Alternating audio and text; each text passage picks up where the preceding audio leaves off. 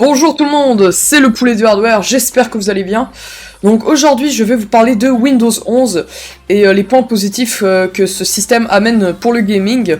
Donc mes ressentis, je vais en parler, les points positifs, les points négatifs, etc. Je vous laisse sur la vidéo.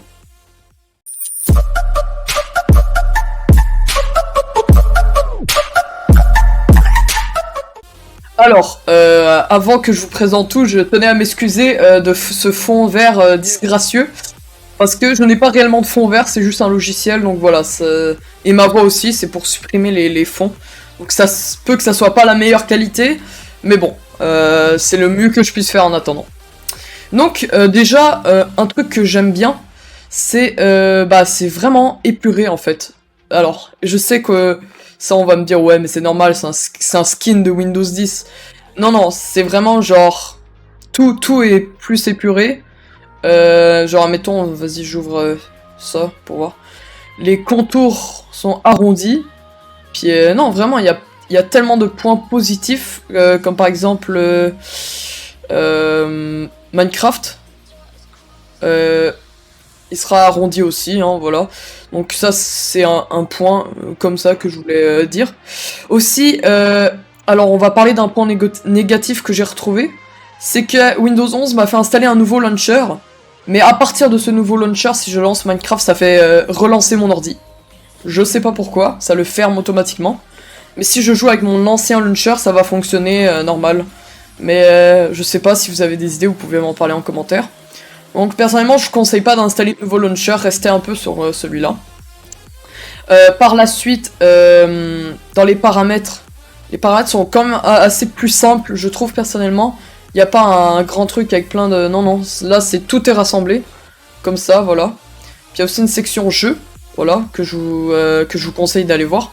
Comme ça, vous pourrez activer le mode jeu, pour aller dans les paramètres graphiques, etc. C'est un peu plus précis que Windows 10, j'ai l'impression.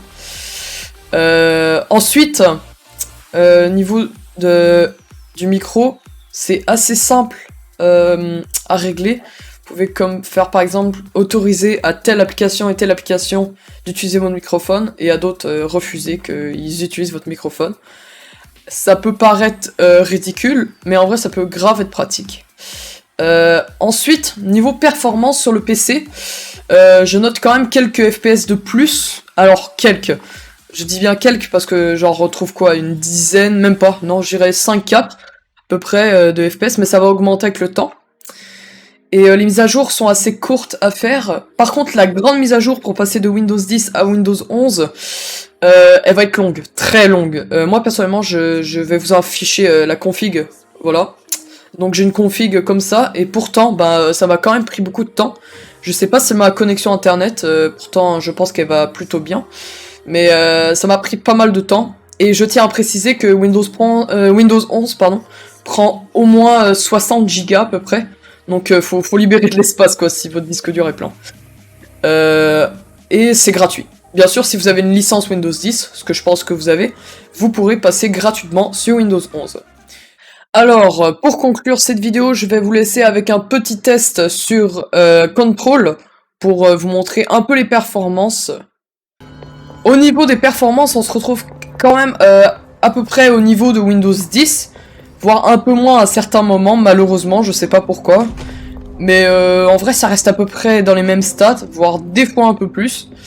Donc là, par exemple, on est à 60 FPS, c'est à 61, 62, 65, voilà, vous comprenez. Donc là, c'est à peu près le stat de Windows 10, mais un tout petit peu plus. Et donc, en même temps, j'ai activé le RTX et le DLSS, donc sûrement que ça doit jouer aussi.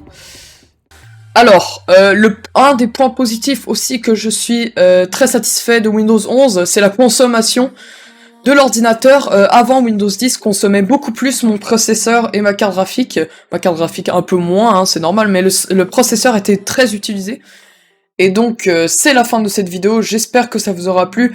N'hésite pas à t'abonner, et surtout s'il y a des sujets auxquels tu aimerais que je parle, mets-le dans les commentaires, et bien sûr, abonne-toi pour ne rater aucune des prochaines vidéos. Je vous dis à la prochaine, ciao tout le monde.